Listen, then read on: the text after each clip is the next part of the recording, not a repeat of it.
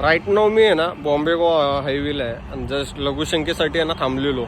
विषय काय झाला माहिती का, मला एवढं घाण हिट झालं ना, म्हणजे 2 BMW गेला, एवढं घाण हिट झालं ना, म्हणजे माझ्या अगोदरच्या जनरेशन आहे ना खूप जास्त रिलेट करेल नाही का.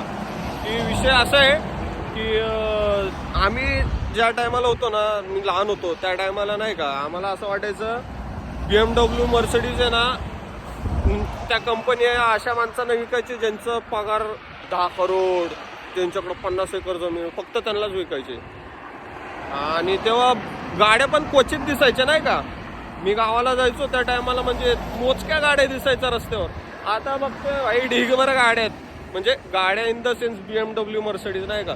आता असं झालंय 5 घरं सोडली तर एक BMW मर्सिडीज दिसेल असा विषय.